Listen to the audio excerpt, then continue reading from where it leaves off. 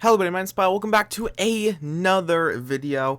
And now that the Philadelphia Eagles season is over, the smoke has cleared. It's been a couple of weeks. I wanted to look back on the 2025 Eagles rookie class because this is a weird one.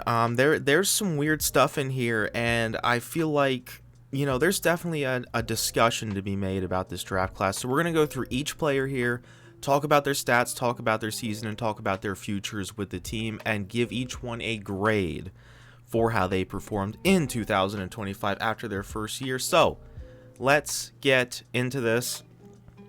And with round one, in round one with the 31st pick, the Eagles took linebacker Jihad Campbell. Now, I saw this at the time. This was seen as, a really, really good pick, right?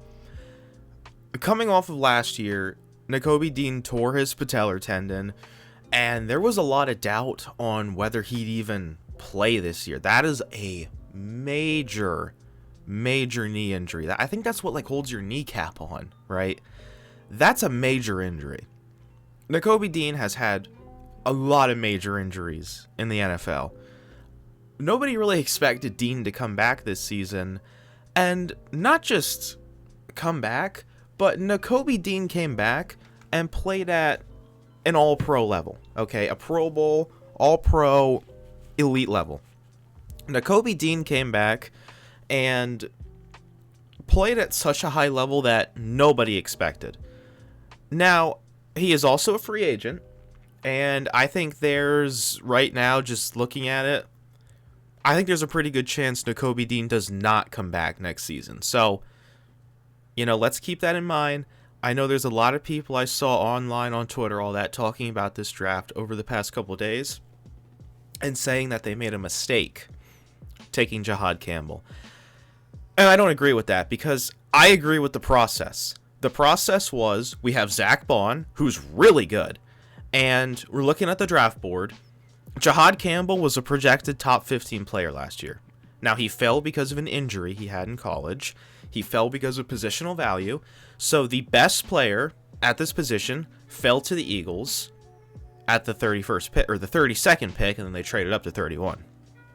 You don't always get the best player at their position dropping into your lap after you won the Super Bowl.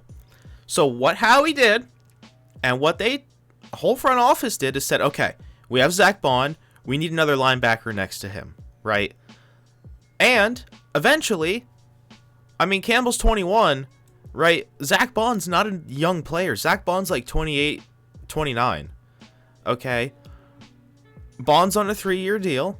When Bond's done, who's going to be our linebacker? Because the Eagles actually care about linebackers now. So you have Jihad Campbell to step into that role in the future. And the idea was, also, Dean probably isn't going to come back this year. Jihad Campbell comes in and plays. Now, obviously, that didn't happen because what week was it? Nakobe Dean was out for the first 6 weeks, and then Campbell came in. We have the next-gen stuff right here. Campbell played 94% of defensive snaps in weeks 1 through 6 this season, but after Dean returned, his playtime dropped to just 45.2%. Campbell's not played more than 50% of team snaps in any game since week 8 in coverage, blah, blah, blah. He's allowed a 63% completion percentage, the 9th lowest rate among linebackers.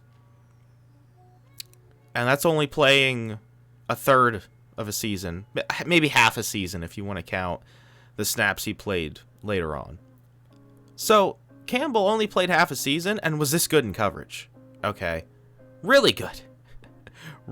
Really good right there. So let's keep that in mind here. Campbell wasn't meant to come in, Nakobe Dean wasn't meant to come back in this year and play at such a high level that's going to get him probably a top money deal in this free agency.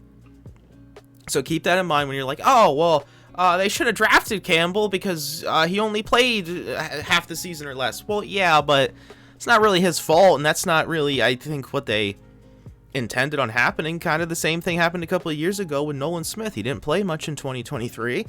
Had the season to kind of sit back. 2024 has a great season. Has an unbelievable playoff run, and everybody was saying the same thing about Nolan Smith. Oh, why they draft him? They should have taken Joey Porter Jr. Like, just let it work out, man. And I feel like that's going to be the same thing here with Jahad Campbell. It's going to be one of these things where we just let it work out. He played 676 snaps. He had 76 tackles. Guys, he barely played half the season. Okay, he barely played half the season. At linebacker, let's see. He played 190 run defense snaps. Now, I think that is definitely something that he's going to have to work on. His run defense isn't as good as Nakobe Dean, but his coverage, you're going to see here, a lot better. A lot better. 65 tackles, 27 stops, 5 hustles, 35 pass rush snaps. I don't even want to talk about him as a pass. Okay. There's going to be the people talking about him as a pass rusher. Here's my thoughts. I don't care. They drafted him to be an off-ball linebacker. I know he got recruited to Alabama because he played edge, okay? He doesn't play edge anymore. He's too small to play edge. Excuse me. Nobody's played edge at his size. He's not playing edge. He shouldn't have had to play edge. So, forget all that, right? Screw all that. I don't care about what he played at edge because it's not his position, okay? It's like asking a safety to play outside corner and then he's not as good at it. It's like, well, like, duh. Duh, right? Like if you're out of position, you're out of position, right? It's what I want to say there. So 21 targets, 12 receptions. He did have that big touchdown he allowed against the Buccaneers, which wasn't even really his fault. An 80 passer rating allowed. Altogether, great coverage season. We want to look at this up here. 31 stops, 6 hustles, 63 pass rush snaps for no reason. What is this stat? So a 17% pressure rate. Who cares? 28 targets, 17 receptions, allowed 167 yards, 2 touchdowns, had 1 pick, and an 86.5 passer rating allowed in coverage. I mean, for a rookie linebacker, could you really ask more than this? I mean, this yardage here, a lot of it was that big touchdown in Tampa. That wasn't even his fault. Like, you can't ask a linebacker to stay back in coverage for 7 seconds while your front 4 don't get home and Baker has all day to sit back there, make a sandwich, play with himself, and then fire it downfield. Okay, like, you can't really expect a linebacker to cover that long. So, you take all that into consideration, how good he was. You're also going to have to take into consideration how much he's going to have to play next year, and he's going to be a big part of this Eagles team. I don't think Nakobe Dean's coming back, like I said. That's just how it is. Jahad Campbell, really good in coverage. The run defense is still getting there. We're going to hope to see him maybe bulk up a little bit to be better against the run. You want to see him process those plays a little bit faster, but great in coverage, a good tackler, a freak athlete. I mean, he's going to be next to Zach Bond. I mean, you can't really get mad at this pick. This was a really good pick. This was awesome. Jahad Campbell, if he played the whole season, probably would be top 5 in Defensive Rookie of the Year voting. And he was when he was playing, right? When he was playing all the snaps, he was one of the leaders for Defensive Rookie of the Year. He was really good this year. Campbell was awesome. You're going to see him more next year, and you're going to see him more in the future. Again, he's 21. Okay, this is somebody who is going to be on this team for a long time. He was the best player at his position. He fell to the Eagles perfectly. This was a fantastic pick. Now, because of the playing time and stuff and, some of the inconsistencies, I would probably give this like a B+ or an A-. I mean, this is going to be your future linebacker 1 in a couple of years, right? Bond isn't going to play forever. Okay, I love Zach Bond. I think he's one of the best in the game. He's not going to play forever. He's already older. Campbell's going to be your linebacker 1 in Philly for the next 10 years. Like, this was a fantastic pick. This was the right pick at the time. Jahad Campbell, can't wait to watch him continue to grow and develop. Okay, so, with that out of the way, let's talk about Andrew Makuba at pick 64 in the second round. A lot of people weren't really expecting this pick. I would include myself in that. I didn't really have Makuba on the radar for the Eagles. He was somebody that I, had been around with Texas for a couple years. I feel like a lot of people kind of knew his name. Wasn't really expecting him to be an Eagle. And he got a lot of flack because the first half of the season for him, it was pretty brutal. I mean, it really was brutal. These first couple weeks, he had a pick against the Chiefs, but, I mean, some of these games, that Buccaneers game was rough. That Broncos game was rough. I think that Rams game I remember being pretty rough. But once we got to, like, the Vikings, the Giants, and then especially against the Packers before he got hurt in Week 12, I feel like he was really turning the corner. He's very good against the run. This is somebody who can come down and tackle. The coverage is still getting there. It definitely looks like, you know, maybe that's not going to be his strong suit, and he let up some big plays.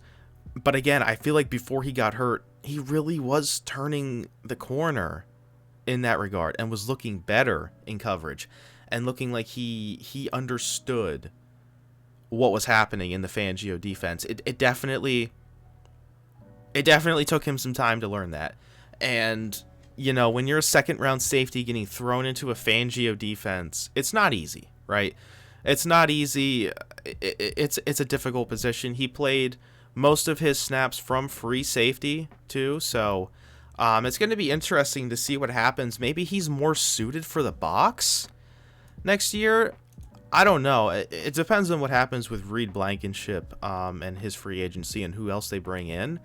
I mean, if they bring Blankenship back, then he probably stays at free safety. But that'll be something to definitely monitor. If we take a look at some of the insights here, number one, 403 snaps, 46 tackles, 2 interceptions. Definitely was getting some turnovers. You do like to see that. Unfortunately, you know, for the season, he got hurt against the Cowboys. Really unfortunate.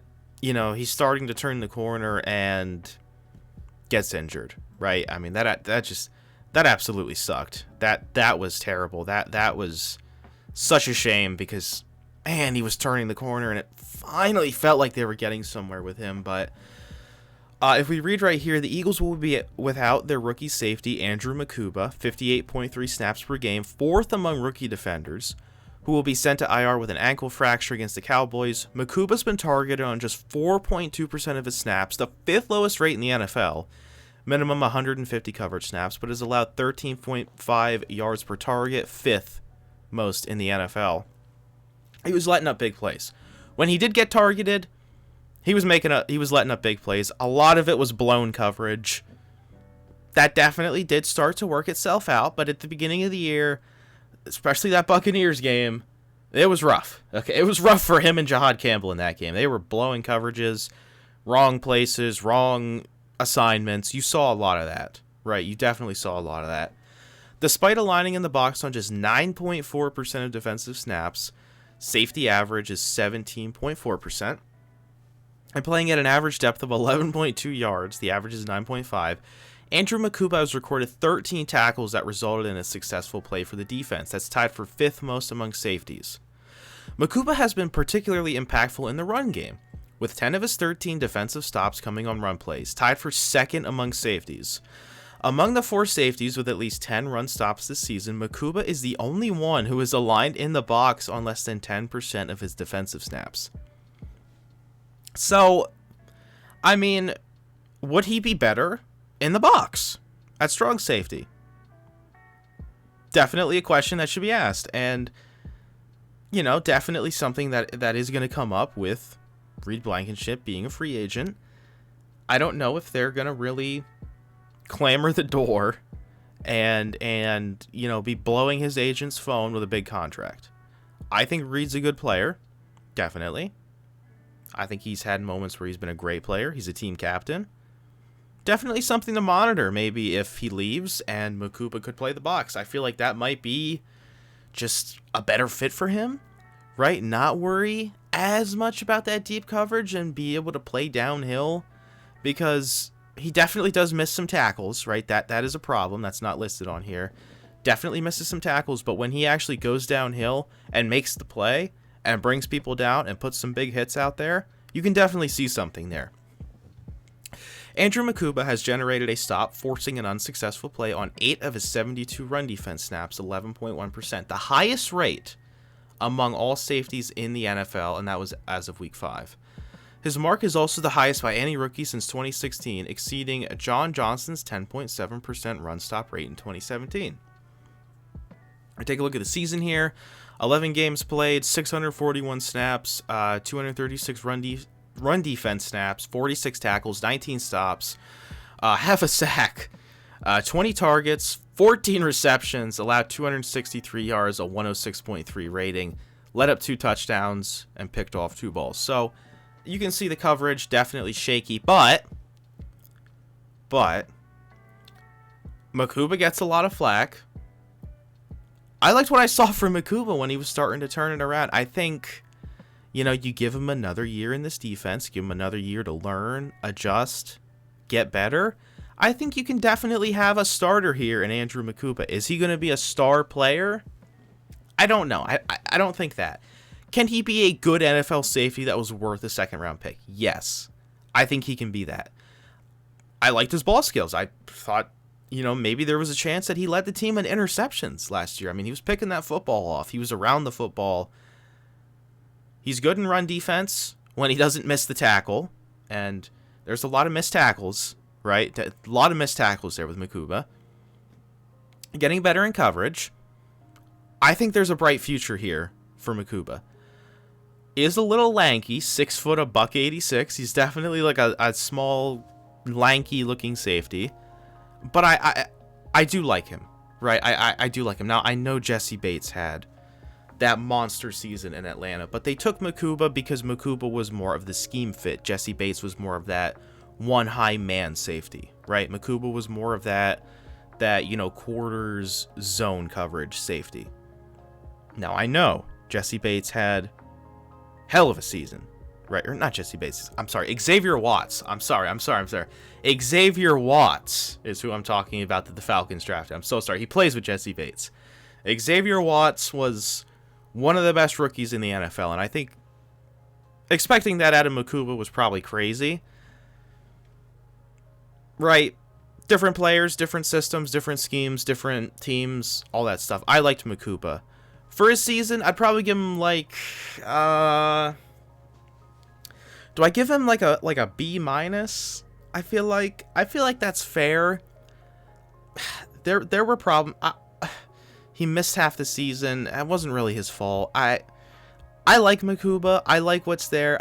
I'll give him a B minus because I do think there's reason for him to be a plus starter in the future. And I feel like with the second round pick, right? You took a safety. I feel like eventually it's going to pay off and you're going to be happy with this pick. So I'd probably go like a B minus.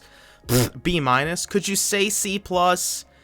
Yeah, I probably wouldn't disagree with you if you said that, but I think I'd go B minus on Andrew Makuba. Okay, next up, unfortunately, is where this draft kind of goes off the rails. Campbell, definitely going to be a starter for the next couple of years. I think can be like a Pro Bowl level linebacker. Maybe all pro level linebacker. Okay. I know that's a lot, but I think he can be a top linebacker in the NFL. Makuba, I think can be a good plus starter safety for a while.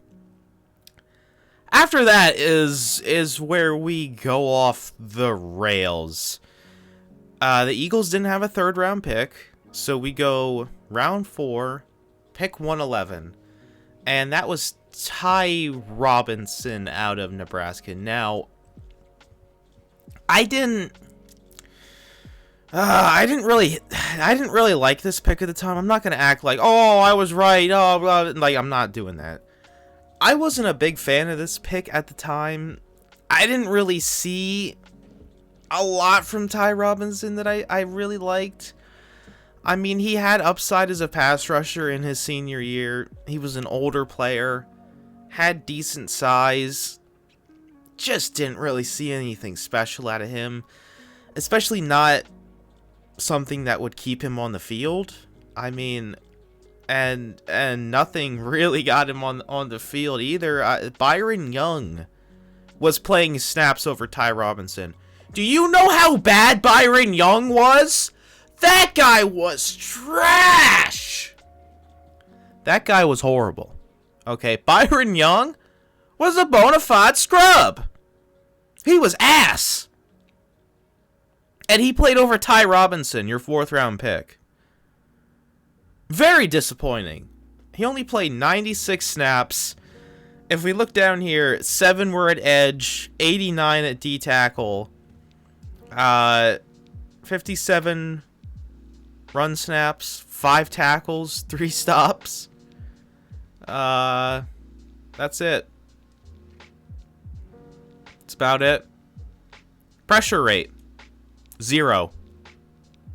Sacks, 0. Quarterback pressures, 0. No pressure, no sacks, couple stops. Really only played against the Commanders in Week 18. He got... I don't even remember some of these snaps against some of these teams. 5 against the Raiders. 7 against the Giants. 1 against the Broncos. 18 against the Giants. I don't even remember him playing. This guy didn't record a single pressure all season. A single sack. Nothing. He did nothing. 5 tackles. I couldn't tell you a single tackle. Hell, I watched that last Washington game. I don't remember him playing. I don't remember seeing his number. What number does he wear? 95? I don't even remember his number. This was a bad pick. I'm sorry. I didn't like this at the time. I mean, you know, I'm not gonna pretend I know everything, but this just was not. This was lighting a draft pick on fire. Somebody who didn't really do anything special. Older player, cashed in on a big senior season. Couldn't really break onto the roster. Does he even make the team next year? Because you're going to notice some of these guys aren't on the team this year. Do some of these guys make the team next year? I don't know. I think there's a good chance Ty Robinson gets cut. And that's really bad. I understand if a 6th round pick gets cut, whatever. Your 4th round pick? I mean, you got to hit on these guys. You got to hit on one of these guys in here somewhere. We're going to talk about this more at the end. You got to hit on somebody in here. This is what builds your roster. When Jalen Carter goes down in the season, right? When he's beat up, when Jordan Davis is beat up, when Moro Ajomo needs some snaps off. These are the guys that come in and keep it afloat. This man didn't come in and do a damn thing. Okay? This man was mixing Gatorade on the sidelines. This guy couldn't break onto the team. And that's not just an accident, right? Sometimes we're like, oh, why aren't they playing this guy? And they finally play him and he's good. Why aren't they playing Ty Robinson? Because he was ass. Because he was ass. This was just not a good pick. I'd give this like a D. D plus, maybe. I mean, he played Week 18 against the Commanders, I guess. But this man didn't put a stat up. Couldn't make the team. Couldn't get snaps over Byron Young. You know, there's just not a lot really to talk about here. I mean, this just was like a totally forgotten pick. I mean, people liked it at the time because of his upside as a pass rusher. None of that translated in the NFL. He does nothing against the run to get him on the field. Just very unfortunate that this is kind of a pick that got lit on fire and, you know, didn't really have me jumping up and down with joy when it happened. So just like a D right there. Just nothing that really gets you excited right there with Ty Robinson. I'm not going to keep trashing on him. 5th round. Eagles did not have a lot of high round picks in this draft. So now we have 3 5th round picks right here. The first one was Mac McWilliams. Now, this is somebody I'm going to give a little grace to. He's a 5th round pick. He is a slot corner. He was envisioned as the backup to Cooper DeJean. Maybe he comes in and plays a little bit of safety, right? He was a solid player in college. Where'd he go? Like Old Dominion or something? Central Florida, UCF. He went to UCF. They both have black. black jerseys. I do remember him there, right? I watched him when they drafted him. I actually kind of liked him. I thought maybe if they played him at safety, they could actually, maybe get him some snaps on the field. I'm not going to really trash on this one too much. He was meant to be a backup. They did trade for Michael Carter, who didn't play at all. DeJean wasn't hurt. DeJean's amazing. So you had two backups for Cooper DeJean who didn't play. He played that Commanders game. I don't remember much of him that game. He had a had a 39 passer rating. Didn't allow any yards on 1 target, 0 receptions. So maybe there is something here in the future with him. Maybe he gets a shot at safety one day if somebody gets hurt. Maybe he gets a shot. I don't know about outside corner. He's 5'10", 191, but I think there's at least maybe something here with Mac McWilliams. He played solid in that Commanders game right there. Didn't really do anything to offend me, because the secondary that day offended me quite viciously. They offended me, and Mac McWilliams, I mean, played 13 snaps. Awesome. didn't do anything offensive. I mean, this is still like a. It was a backup, not really at a position of need. You didn't really need a backup slot corner necessarily. This could have went somewhere else. Third receiver, maybe another lineman, which we're gonna get to in a second. Maybe, I don't know. He definitely played on special teams. This is like, this is like a D. I mean, again, he just didn't really contribute, and you're gonna see a lot of that here. A lot of these guys just didn't really contribute. So again, I'm not gonna sit here and trash on a 5th round pick too much, but was this the best value in the world? I don't know. Maybe he turns into like a solid secondary player as time goes on. Maybe DeJean goes out, God forbid, and he has to play a game or two, and he plays a solid game or two, and it's like, oh, okay, I'm glad we picked him, right? Same thing happened with Ty Robinson. It's like, Carter goes out. Maybe he gets... No. Ty Robinson just doesn't even see the field. Doesn't see the field. So we jump ahead to pick 161 in the 5th round. And it's Smile Munden. I don't know how you're supposed to say it. Munden here. Linebacker out of Georgia. 22, right? Young player. Played a ton of special teams. He was mostly a special teamer. And from what I saw, he was a decent special teamer. He can actually tackle pretty decently. Now, the linebacker room is so stacked. You have Bond, Dean, Campbell, Jeremiah Trotter Jr. Actually looks pretty decent when he played. Here and there this year, very sparingly. I liked Trotter Jr. when he played this year. So this linebacker room is so stacked. And you take another one that is just a special teamer, right? And it's the same thing with Mac McWilliams. Like, you got DeJean, you brought in Michael Carter. He just doesn't really have a place to play and contribute, so he just really plays special teams. And Small Munden, however the hell you say it, was good on special teams. So I'll at least give him some credit there. I'd give this like a C, okay? Not a starter, not a long-term starter, but a good special teamer. And I do think that's important. Again, the late rounds of the draft are where you build that team up. You get the special teamers, you get the backups, you get somebody who can come in and, make some plays here and there, right? So him being a contributor on special teams, I think bumps this up, right? I think that definitely bumps this up. It's the same thing with Mac McWilliams, right? Both special teamers. I think Smile Munden was probably better on special teams. And, then you move on to pick 168. And again, like, I want to drag this video out and keep talking, but there's just nothing to talk about here.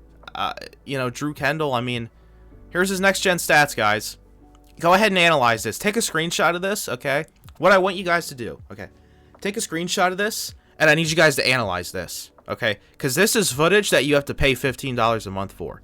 This right here are stats that nobody else has access to right here. So take a picture of this, go analyze it, and get back to me. So, Drew Kendall, Came out of Boston College. I had to pull his PFF up, actually. Older player, 24 years old, interior offensive lineman. They had him playing center, I think, in the Washington game. I think he was actually, like, kind of decent out there. One pressure, no hits, no sacks, no penalties. I think this is a good backup center, right? I'm okay with that. I think some of these linemen they took later on actually do have, like, maybe some potential as backups in the future. So I think probably out of all of these, Drew Kendall might have been the best pick. If they would have just shut down Dickerson or Jurgens, there was a lot of people that wanted to see Drew Kendall, and I was definitely, in that same boat. He was solid at Boston College, goes later in the draft because he's older, right? Plays a less valuable position in center. I think there's maybe something here as a backup, so I'm not offended at this. I'd give this like a C+. Again, if you at least show me something, and you actually go out there and contribute, and especially contribute when your position has injuries at it, and, are talked about as somebody who could legitimately start, and if given the chance to start, would actually maybe, put up some decent numbers, and actually, again, like, show some potential here. Like, really only played one game, one pressure, no QB hits, no sacks, no penalties. Okay, you're a backup, you're a developmental player. I'm okay with that. I'd give that like a C+, right? That's what you want out of a 5th round pick, is this right here. Then we get in round 6. I'm not going to be as critical on some of these picks, but there is a problem here. So you get to round 6, and they took Kyle McCord, who is no longer on the team and was cut. I don't know if all of you guys watch preseason. I watch preseason. I don't really care about it that much. I don't take too much stock into it, but God, Kyle McCord was bad. He was horrible in preseason. He was terrible in training camp. And he gets cut. He got cut, I think, after, like right after the last preseason game, he got cut and has done absolutely nothing. I actually kind of liked Kyle McCord in the draft. He was good at Syracuse. There was a lot of people that hated him at Ohio State and thought he held it back, which is a fair statement, right? Definitely probably should have performed better with the weaponry in the team that was put around him at freaking Ohio State. But, I mean, he was meant to be a quarterback 3. He's not on the team anymore. He got cut. If you get cut, it's an F, right? this is an F, right? You got cut. Could you pick somebody else at another position that would maybe help you on special teams? Right? Like a Smile Munden, a Mac McWilliams? Definitely. Did you really need another quarterback? A QB3 that's cheap? Fine, whatever. I mean, this is still an F. He got cut. He was terrible. He did nothing. F. Terrible pick, right? You lit a pick on fire. I'm not gonna talk about Kyle McCord that much. Now, Miles Hinton, excuse me. Again, one of these guys that just did not play at all. I'm pretty sure he played against Washington. Maybe I should have pulled the PFF up, but whatever. I think Hinton... I can't talk. Hinton, 6'6", 342, actually does have some good size. He was solid at Michigan. Another kind of like this developmental backup, swing tackle type of guy, like a Drew Kendall. Like, maybe in a couple years if somebody gets hurt, you can have Hinton come in and be that backup tackle 2 or 3. And I think that's decent enough value at that point. But again, you could also make the argument, could you have gotten somebody else that was better at another position? Like, you can do all that. I thought he looked solid against Washington. He has the size. He's going to stay on the team. I think Hinton is interesting. Definitely somebody to keep your eye on as time goes on, but not compared to the next guy. What would I give Hinton? I mean, he didn't play. I guess like a C or a D. I think there could be something there in the future, but again, just not really anything that contributed a ton to the team. And then we get to Cameron Williams, who doesn't have a picture on here. Now, I was a big fan of Cameron Williams. Coming into last year's draft, there was a lot of people talking about him as a late first. Now, this is very, very early. Okay, listen to me here. Listen to me here. Very early. In that 25 draft, there were people talking about Cameron Williams as a late first or an early second. So I really liked him. Draft day comes. He falls. Okay, he falls down to, what round was this? This was round 6. Okay, almost the 7th round. He falls heavily. Major penalty problems at Texas. Lot of penalties. Definitely was a very raw player.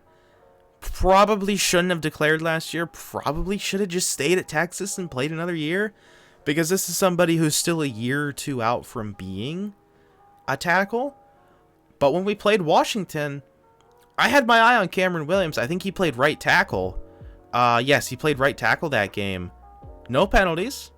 No sacks. 1 hit, 1 pressure. So, he's 6'5", 355. Maybe. I'm a conspiracy theorist. But you do kind of get the Jordan Mailata type of vibes of somebody who's a physical freak, a freak athlete, who needs some time to develop. He's going to play in preseason next year. Maybe Cameron Williams can be a swing tackle that can be your Fred Johnson type of a player. Or maybe you get lucky and he could develop into the Lane Johnson replacement. I'm just saying. I'm just throwing it out there because this is somebody that was very highly viewed going into last year. This is somebody with great size, great athleticism, played good in that Washington game. There might be something there in development, so I'll give this a C. I liked this pick a lot at the time. I'll give it a C. I'm really interested to see what happens to Cameron Williams in the future. Keep this video, right? Clip it, keep it, do what you want with it. I think there's a world where he's potentially like that Fred Johnson backup swing tackle, 6th offensive lineman in the future. I really liked Cameron Williams. And then we get to the last pick. The second player on here who is no longer on the Eagles team. That is Antoine Powell-Ryland. There was a lot of hype about him because I think, would he go to Virginia Tech? Yes, Virginia Tech. His last year at Virginia Tech, he went ballistic. I think he had like double-digit sacks. He went off. And a lot of people were excited about him. Didn't stick on the team. I don't remember him in preseason. Gets cut. Goes to the Bengals. Did nothing here. And like I said earlier, if you get cut, I'm sorry. It's an F. Okay? That's an F, right? It was a waste of a pick. So there's the Eagles draft. When you look at this, Campbell didn't exactly play the whole season. Was really good when he played, though. Makuba was turning the corner, but didn't play the whole season. Ty Robinson didn't play at all. Mac McWilliams didn't play at all. Smile Munden played on special teams. Same thing with McWilliams. Drew Kendall didn't play. Kyle McCord got cut. Hinton didn't play. Cameron Williams didn't play at all. And Powell-Ryland was cut. So, you look at this draft. You got 2 players I like for the future. Jahad Campbell and Makuba are going to be on this defense for years to come. Ty Robinson probably gets cut. McWilliams, I think, sticks around to be like a backup nickel. I'm okay with that. Same thing with Smile Munden because he's a good special teamer. I think Drew Kendall sticks around. There's something there. McCord is gone. Hinton and Williams stick around. You know, is this really like a premier Howie Roseman draft? Not really. I feel like this is one of their weakest drafts in the past couple years. Very unfortunately so. Overall, what do I give this draft? I mean, it's got to be like a C+. I feel like this wasn't a very strong draft.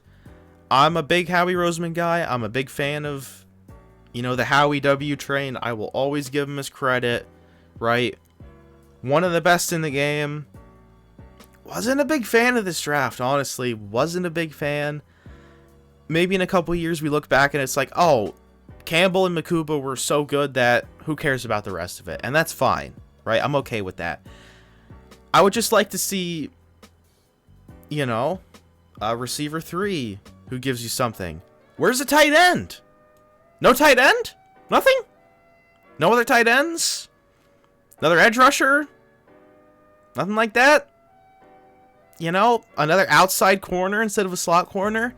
I feel like there were definitely some different ways they could have went in this draft, but I'd probably give it like a C+ for now.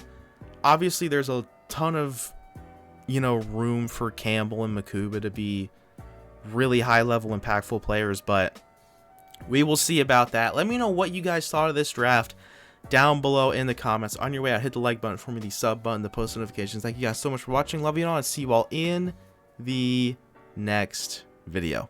Bye, guys.